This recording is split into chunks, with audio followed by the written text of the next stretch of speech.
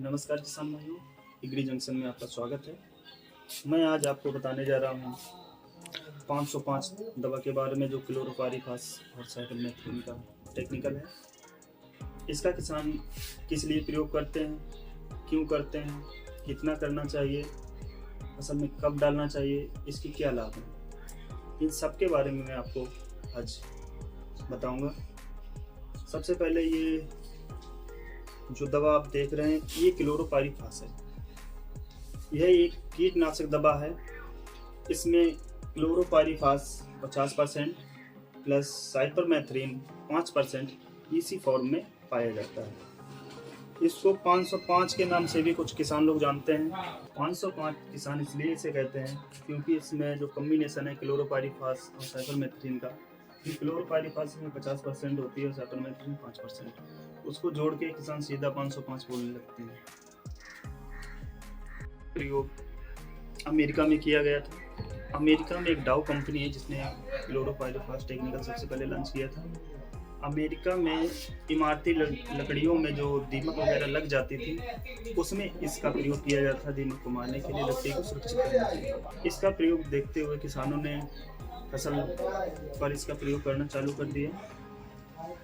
फसल पर काफ़ी अच्छे रिजल्ट मिले इसके, तो इस वजह से कई फसलों पर इसका प्रयोग किया जाता है। जैसे कि अगर बात करें फरुखाबाद, कन्नौज, अपने पीरपा क्षेत्र आलू वाली बेल्ट की, तो इसका सबसे ज़्यादा प्रयोग हमारे अब आलू में किया जाने लगा है।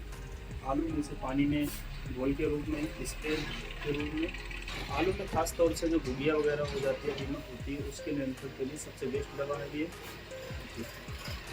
इसका प्रयोग हम कई फसलों में कर सकते हैं। जैसे कि मक्का में अगर मेरे दीमक की समस्या आती है, तो मक्का की बुवाई से पहले खेत की जुताई के समय उसमें हम अपने 1 एकड़ में अगर 1 लीटर क्लोरोपाइरीफास प्लस साइपरमेथ्रिन का स्प्रे करके खेत की जुताई कर दें, उसके बाद अगर मक्का की बुवाई करते हैं तो ज़मीनी जो कीट होते हैं वो नष्ट हो जाते हैं और हमारी फसल अच्छी तरीके से होती है। इसका प्रयोग हम गेहूँ में भी करते हैं, धान में भी करते हैं, चना, मटर, टमाटर, लगभग हर एक फसल में क्लोरोपाइरीफास का प्रयोग किया जाता है।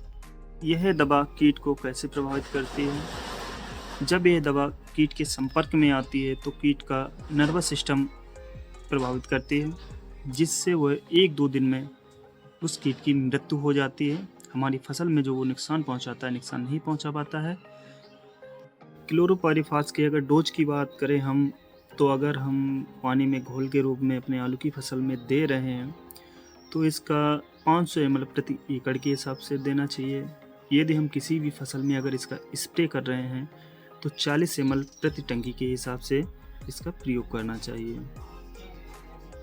अब अगर हम क्लोरोपाइरीफास के रेट की बात करें, मार्केट में किस रेट में मिल जाएगी, किसानों को नहीं पता होता है इसका क्या रेंज है। तो अगर हम बात करें 1 लीटर का रेट इसका 600 रुपये में मिल जाएगी, आपको 650 में मिल जाएगी, 700 मिल जाएगी, कई जगह 800 रुपये लीटर भी मिलती है। ये रेट का अंतर इसलिए होता है, हर एक कंपनी अपने अपने हिसाब से बनाती है, हर एक कंपनी का रेट ऊपर नीचे होता है। कोई इसमें 50% क्लोरोपाइरीफास लिख के देता है, तो हो सकता है कि जिसका रेट नीचे हो उसमें 50% सिर्फ लिखित में हो, उसमें वो टेक्निकल 50% ना हो।